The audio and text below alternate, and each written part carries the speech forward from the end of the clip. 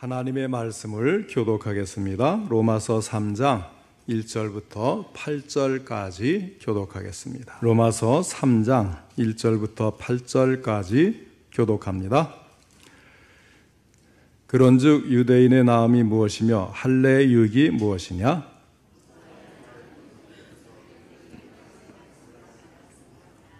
어떤 자들이 믿지 아니하였으면 어찌하리요? 그 믿지 아니함이 하나님의 미쁘심을 패하겠느냐?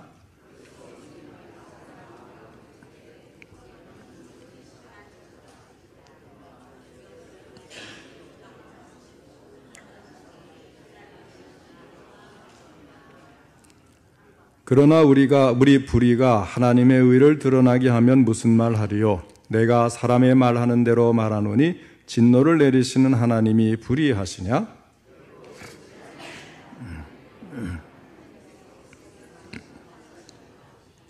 그러나 나의 거짓말로 하나님의 참되심이 더 풍성하여 그의 영광이 되었다면 어찌 내가 죄인처럼 심판을 받으리요?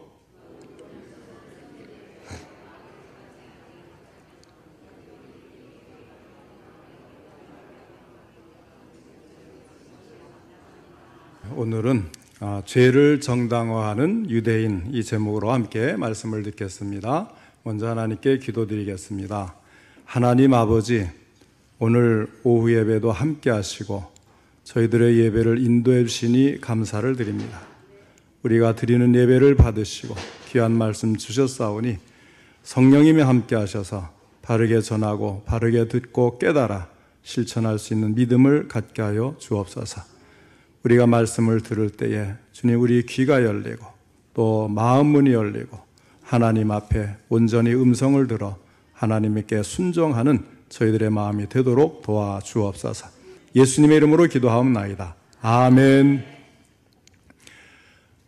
바울 당시의 유대인들은 자기들에게는 율법이 있고 할례가 있기 때문에 당연히 하나님 앞에서 의롭담을 받을 수 있을 것처럼 생각을 했습니다. 그러나 사도 바울은 유대인들의 그와 같은 생각이 얼마나 부질없는 노릇이고 또 잘못된 착각인지를 깨우쳐 주었습니다. 바울에 의하면 표면적 유대인은 참 유대인이 아니라는 것입니다. 이면적 유대인이 참 유대인이라고 했습니다. 할례도 마찬가지입니다. 육체의 할례가 중요한 것이 아니고 어디에 할례를 받아야 한다고 했습니까? 마음의 할례를 받아야 한다는 것입니다. 피부에 가죽을 베는 것이 중요한 것이 아니고 마음의 가죽을 베라고 하였습니다. 그러면 참 유대인이 되는 길이 어디에 있다고 했습니까? 영에 있고 율법 조문에 있지 않다고 하였습니다. 율법 조문에 속한 사람은 참 유대인이 될 수가 없다는 것입니다. 영에 속한 사람이 되어야 합니다. 참 유대인이 되기 위해서 이것은 사람에게서 나는 것이 아니고 다만 하나님에게서 말미암는다고 하였습니다. 다시 말해서 인간적인 자기의 의를 내세우는 사람은 결코 하나님 앞에서 참 유대인이 될 수가 없다는 것입니다. 복음에 나타난 의, 하나님의 의, 예수 그리스도를 믿음으로 말미암아 얻게 되는 의를 가진 사람만이 참 유대인이 될 수가 있다는 것입니다. 우리는 부족합니다. 연약합니다. 할례의식을 행하지 아니했습니다. 그러나 예수 그리스도의 의를 든든히 붙드는 우리가 바로 하나님 앞에서 참 유대인이 된다는 것입니다. 사도 바울의 이와 같은 가르침은 그 당시 표면적인 유대인들을 몹시도 언짢게 만들었습니다. 그들의 감정이 대단히 상했습니다. 그래서 바울은 어디를 가든지 그곳에 있는 유대인들에게서 많은 공격을 받았습니다. 핍박을 받았습니다. 좀 더 구체적으로 사도 바울은 오늘 본문에서 자기가 직접 당했던 유대인의 반발 3가지를 소개하여 주었습니다. 유대인의 첫 번째 반발에 대해서 살펴보겠습니다.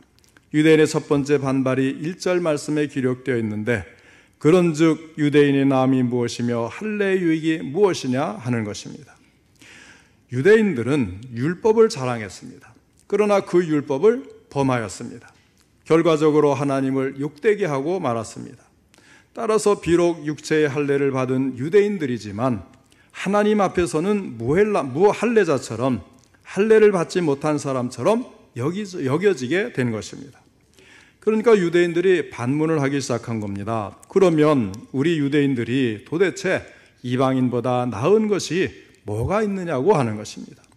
만일 그렇다면 우리가 왜 할례를 받아야 되느냐? 할례의 유익이 무엇이냐? 이런 것들을 따지는 것입니다. 거기에 대해서 사도 바울이 무엇이라고 대답을 했습니까? 2절 말씀입니다.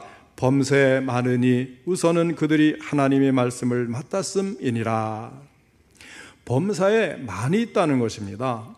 나중에 사도 바울은 로마서 9장 4절로 5절에 유대인들이 누리고 있는 특권을 여러 가지로 설명을 해주는데 이런 말씀이에요.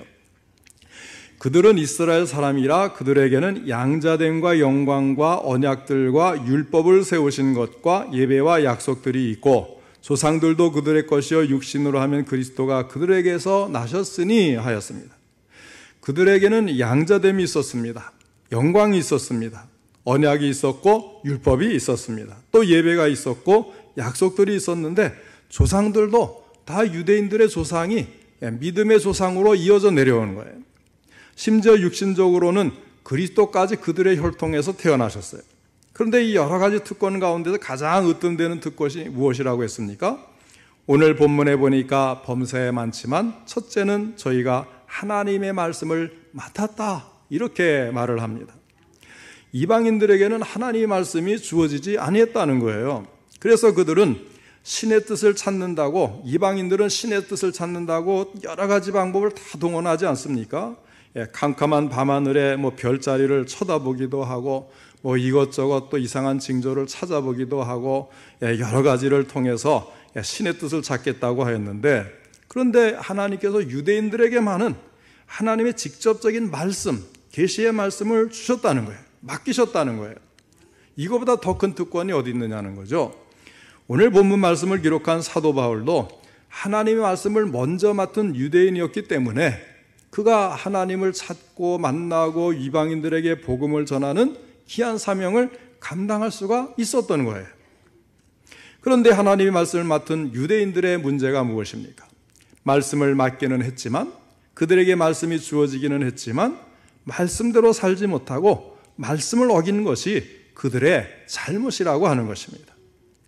남들을 가르치려고 했어요. 그런데 자기 자신을 가르치지 못하고 위선적인 삶을 살고 말았던 것입니다. 자기에게 주어진 권리를 주장했지만 말씀을 맡은 자로서의 책임은 다하지를 못했던 것이 바로 문제가 되는 것입니다. 유대인들의 문제가 무엇이었습니까?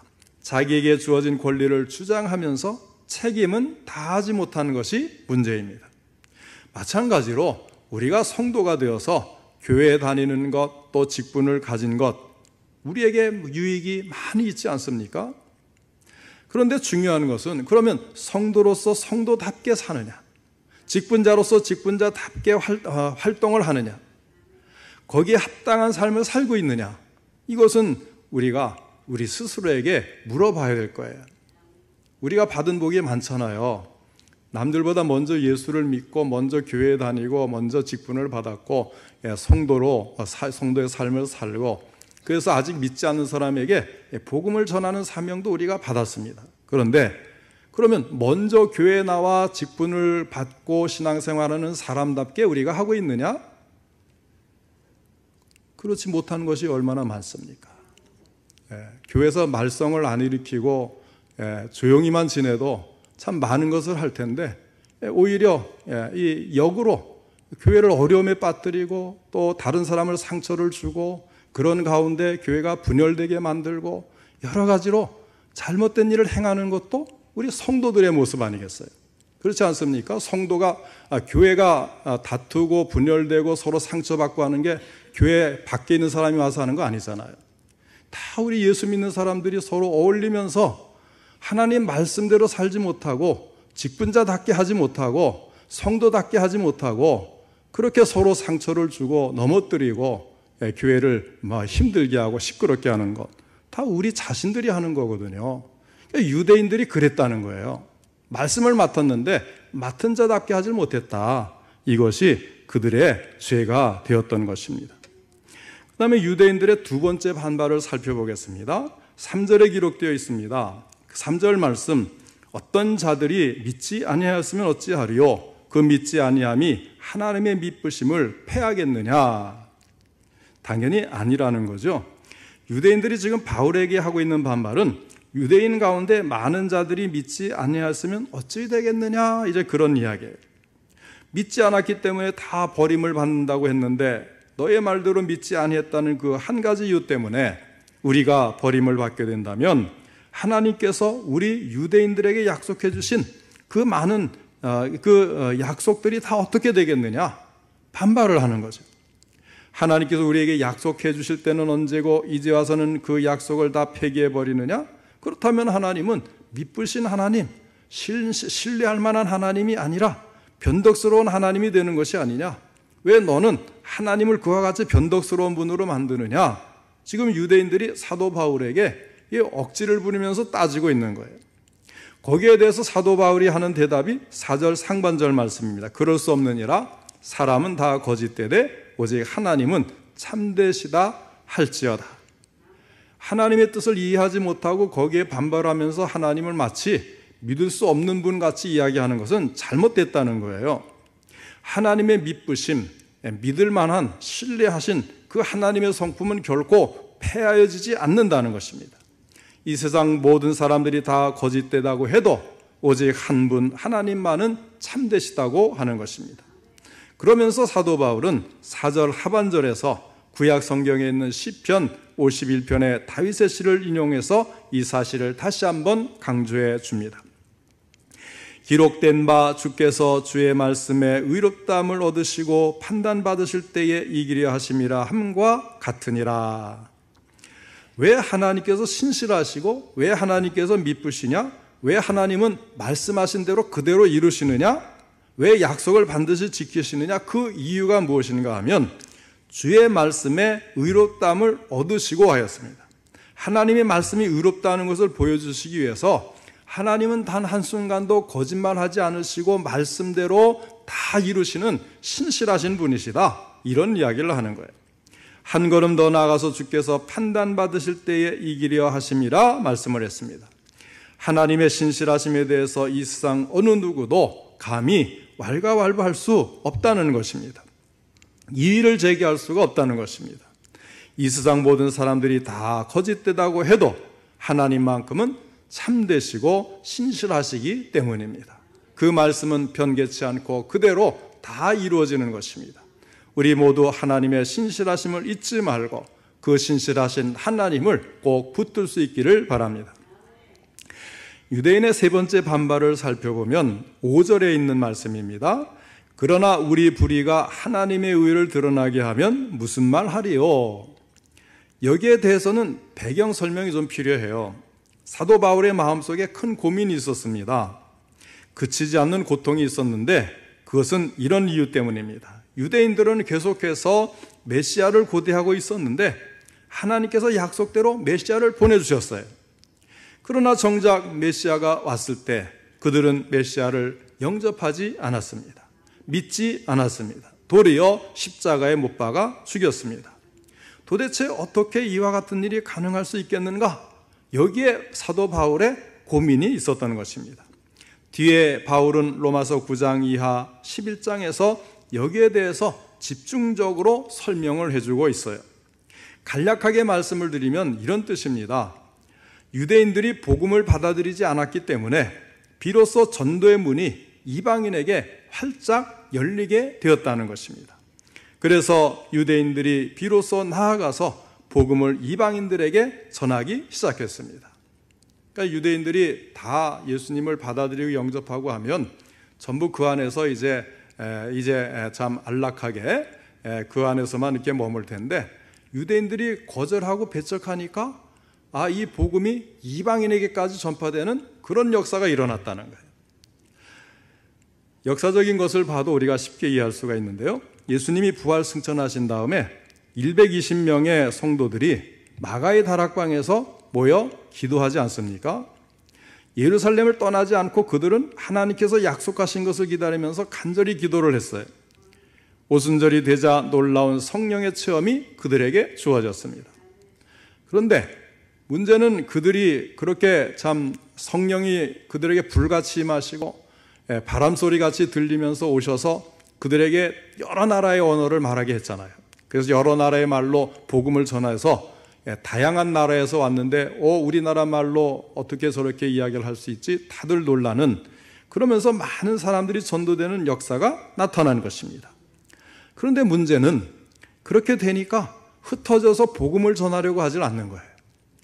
예수님은 땅끝까지 복음을 전하라고 지상명령을 내려주셨는데, 그런데 예루살렘에 있는 성도들은 다시 오실 주님만 바라보고 흩어지지 않고 계속 자기들끼리만 한 자리에 모여서 거기서 복음을 전하는 것으로 만족하려고 했다는 거예요. 그랬더니 성령님이 어떻게 하십니까?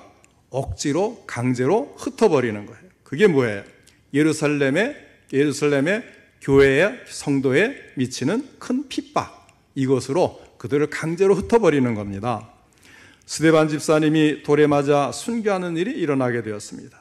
비로소 예루살렘 성도들은 뿔뿔이 흩어지기 시작합니다. 유대 땅으로 나아갔습니다. 사마리아로 갔습니다. 다메섹으로, 안디옥으로 흩어지기 시작했습니다. 그렇게 해서 흩어진 성도들이 비로소 이방인들에게 복음을 전하게 된 것입니다.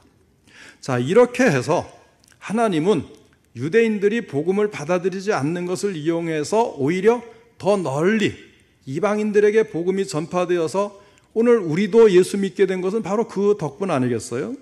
자, 그렇게 해서 이제 이방인의 수가 충만하게 차면 나중에 하나님께서는 이방인들을 긍휼히 여기신 것처럼 다시금 유대인들을 긍휼히 여기셔서 유대인들을 거국적으로 다 구원해 주시는 것, 이것이 하나님의 구원의 계획이라는 거예요. 그래서 그것은 이제 말세에 주님 오실 때가 가까이 오면 이렇게 이제 이런 일들이 일어날 것을 하나님이 바울에게 알게 하셨어요. 유대인들이 믿지 아니했기 때문에 그 복음의 물결이 이방인들에게 흘러가게 되었다는 것입니다. 바울이 이와 같은 설명을 하게 될 때 아마도 유대인들은 또 이런 반문을 하게 될 거예요. 그것이 바로 5절 상반절 말씀인데, 그러나 우리 불의가 하나님의 의를 드러나게 하면 무슨 말 하리요? 우리가 믿지 아니해서 하나님의 의와 하나님의 구원 계획과 이방인들이 구원받는 그 일이 이루어졌다면 우리는 얼마나 좋은 일을 했느냐는 거예요. 우리가 믿지 아니해서 이 많은 사람들이 구원을 받았으면 우리는 칭찬받아야 되지 않느냐? 우리는 상을 받아야 되지 않느냐? 왜 우리가 벌을 받아야 돼? 이런 이야기를 하는 거예요. 그러니까 유대인들이 하는 이야기나 오늘날 우리 주변에 믿지 않는 사람들이 하는 이야기나 사실 별반 다를 것이 없는 거 보면 역시 그들은 거듭나지 못했고 예수님을 믿지 않는 사람이라고 할 수밖에 없는 거예요. 우리 안 믿는 사람들이 요즘에도 무슨 말을 합니까? 가룟 유다가 그렇게 예수님을 팔아서 인류 구원이라는 놀라운 역사가 십자가에서 이루어졌다면 가룟 유다는 하나님의 뜻을 이루고 하는데 크게 쓰임 받았으니까 그가 칭찬을 받아야 되지 않느냐, 그가 왜 벌을 받아야 되느냐. 요즘 불신자들은 그렇게 교인들에게 이야기하지 않습니까? 그러니까 똑같은 케이스예요. 여기에 대해서 사도 바울이 말하는 것이 5절 하반절입니다. 내가 사람이 말하는 대로 말하노니 진노를 내리시는 하나님이 불의하시냐? 사람의 말대로 말한다는 것은 내가 너희 주장을 그대로 인용해서 말을 하겠다는 거예요. 하나님이 너희를 심판하시고 하나님이 너희에게 진노를 내리는 것이 잘못이냐? 이렇게 묻는 거예요. 그래서 사람들이 그러잖아요. 세종대왕 때는 뭐 예수님도 몰랐고 복음이 여기 이 땅에 오지도 않았는데 그때 세종대왕도 그럼 지옥 갔어요? 이렇게 묻는단 말이에요. 예. 그건 하나님께 달린 거죠. 택함 받은 백성이면 복음을 접하고 예수를 믿고 구원받겠지만 택함 받지 못했으면 뭐 여러 가지 방법으로 복음이 전달되지 않으니 예수님을 믿지 못하고 구원받지 못하는 것 어쩔 수 없는 거예요. 이런 식으로 자꾸 이제 꼬투리를 잡고 유대인들이 이제 반발을 하고 그러면서 사도 바울을 대적하는 또 교회를 대적하는 일이 자꾸 일어나게 되는 거예요. 그러나 6절을 보면 결코 그렇지 아니하니라 이렇게 말씀을 했어요. 하나님은 결코 불의할 수가 없다는 것입니다. 만일 하나님이 불의하시다면 하나님이 어떻게 세상을 심판할 수가 있겠느냐는 것입니다. 불의하신 하나님이, 무언가 잘못 판단하시는 하나님이 어떻게 세상을 판단할 수 있겠느냐? 그렇지 않다. 이런 이야기예요. 그런데 유대인들은 또 7절에 가서 똑같은 억지 논리를 다시 한번 반복하는데 7절에 이런 말씀을 합니다. 그러나 나의 거짓말로 하나님의 참되심이 더 풍성하여 그의 영광이 되었다면 어찌 내가 죄인처럼 심판을 받으리요. 여기에 이제 나의 거짓말할 때 나라는 것은 사도 바울 자신이 하는 게 아니고요, 유대인들의 주장을 이용해서 말을 하니까 유대인들의 이야기입니다. 여기서 나의 거짓말, 유대인의 거짓말 이렇게 이제 연결이 되는 거예요. 다시 정리하면 이런 이야기입니다. 자기들이 불의를 저질러도 그것으로 하나님의 의를 드러내게 하였으니 내가 좋은 일을 하였는데도 진노하시는 하나님은 불의하시다. 그런 이야기죠. 또 나의 거짓말로 하나님의 참되심이 더 풍성하게 나타났고 그것이 하나님께 영광이 되었으니 나는 하나님을 영광되게 한 사람인데 내가 어떻게 죄인이냐? 심판을 받아야 될 이유가 어디 있느냐? 그러는 거예요. 결과적으로 하나님의 선을 이루기 위해 우리가 악을 행하는 것도 괜찮다, 이런 주장이 되어버리는 거죠. 거기에 대해서 사도 바울이 마지막으로 어떤 결론을 내립니까? 8절 제일 끝부분을 보니까 그들은 정죄받는 것이 마땅하니라 하였어요.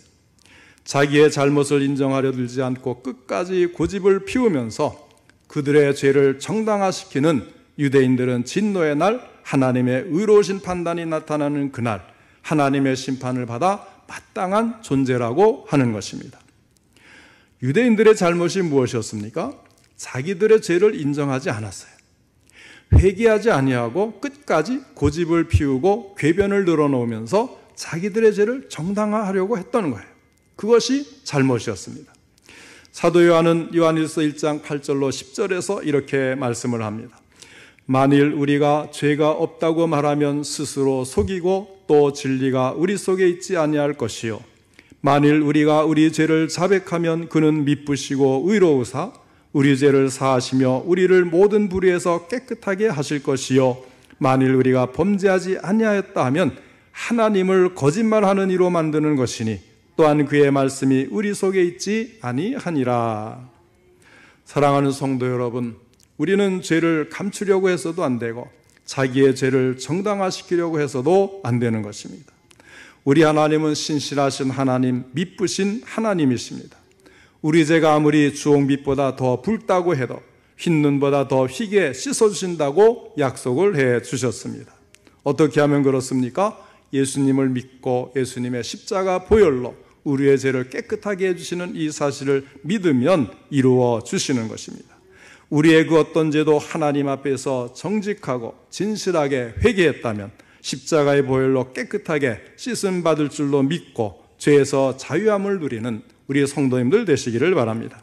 우리 모두 죄를 정당화하고 합리화시키려는 유혹을 이겨내고 다시 한번 하나님 앞에서 내 자신이 죄인됨을 인정하고 참된 회개를 통하여 죄 용서함과 하나님의 위로해 주심을 받으시고 은혜 충만히 받는 우리 모든 성도님들 되시기를 주님의 이름으로 축원합니다.